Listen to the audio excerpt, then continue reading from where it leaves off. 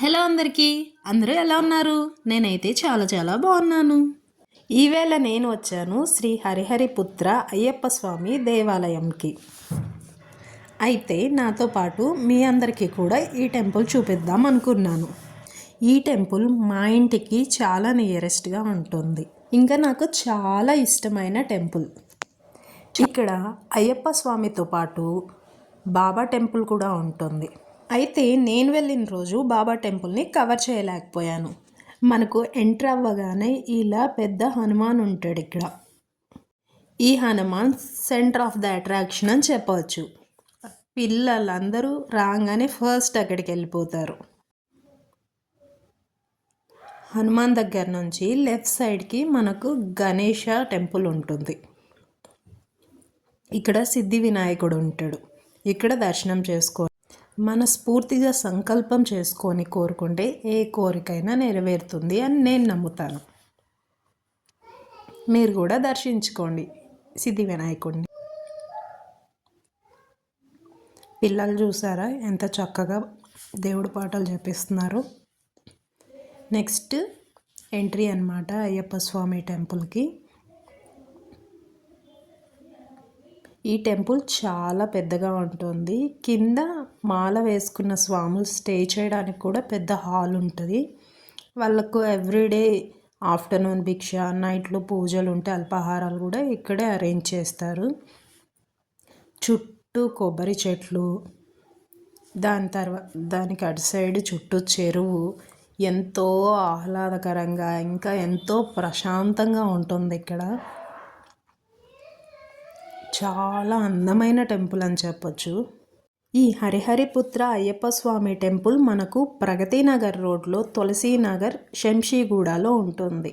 Kukatpally near.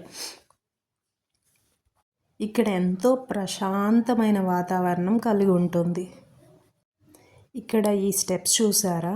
ఎవరైనా మాల వేసుకొని వాళ్ళు ఏదో ఒక పరిస్థితిలో శబరిమల వెళ్ళలేకపోయినప్పుడు ఈ ద్వారం ఓపెన్ చేసి ఈ స్టెప్స్ పైన నుంచి ఆ అయ్యప్ప స్వామికి వాళ్ళ ఇరుముడిని అందజేసే అవకాశం కలిగిస్తారనమాట.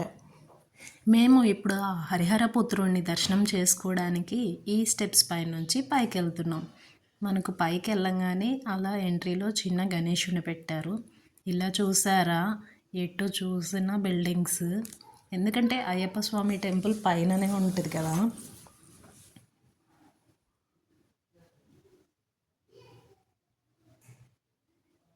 ఫస్ట్ ఇక్కడ దర్శనం చేసుకొని తర్వాత లోపలికి వెళ్తున్నాం. ఇక్కడ గణేశుడు. టెంపుల్ చుట్టూ వ్యూ ఇలా ఉంటుంది అన్నమాట. చుట్టూ చెరువే ఉంటుంది. ఇలా వాటర్ ఉంటే చాలా ప్లెజెంట్గా ఉంటుంది కదా. ఇక్కడ అమ్మవారు మాలికాపూరత్తమ్మ దేవి అన్నమాట. ఇక్కడ చూసారా? ఆదియోగి విగ్రహం ఉంది. యాక్చువల్గా ఈవినింగ్ పడిపూజ ఉందన్నమాట. 18th అంటే 18వ సంవత్సరం పడిపూజ అనమాట ఈ టెంపుల్లో. అందుకు డెకరేట్ చేయడానికి ఆదియోగి స్టాచ్యూ, శివుని స్టాచ్యూ తీసుకొచ్చారు. యాక్చువల్గా అది రాక్ కాదు, వెయిట్లెస్సే.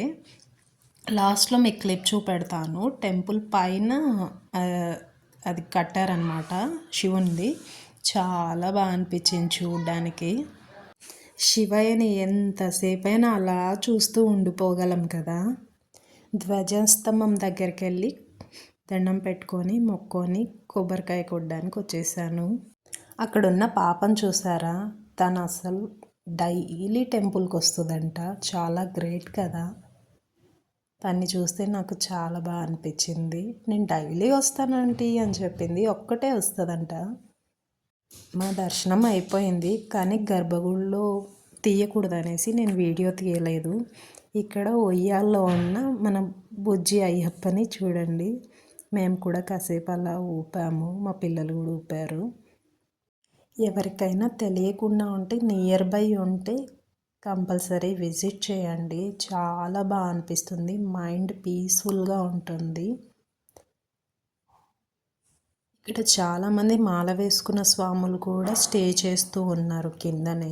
చాలా పెద్ద హాల్ అన్నమాట. ఇంట్లో కుదరని వాళ్ళు అలా చాలామంది ఇక్కడే ఉంటారు. మేము ఇక్కడ దర్శనం అయిపోయిన తర్వాత కిందకి వెళ్ళాము. శివుడి స్టాచ్యూ దగ్గర మా పిల్లలు కొద్దిగా ఫొటోస్ దిగడం, అక్కడ కాసేపు స్పెండ్ చేశారు. కిందేమో భిక్ష జరుగుతుంది ఆఫ్టర్నూన్ టైము. ఇక్కడ స్వాములకి భిక్ష జరుగుతుందన్నమాట. వాళ్ళు స్పాన్సర్స్. ఆ రోజు వాళ్ళు పెట్టించారనమాట. అలా పెట్టించడం కూడా చాలా పుణ్యం కదా. ఇక్కడ కింద భిక్ష దగ్గర దేవుడికి ఇలా పూజ చేసి నైవేద్యాలు పెడతారనమాట. సో ఇది ఈ టెంపుల్ విశేషాలు. నిజంగా చాలా అద్భుతంగా ఉంటుంది, ఆహ్లాదకరమైన వాతావరణంలో ఉంది. సో ఇది ఇవాల్టి వీడియో. నా వీడియో మీకు నచ్చుంటే ప్లీజ్ డూ సబ్స్క్రైబ్.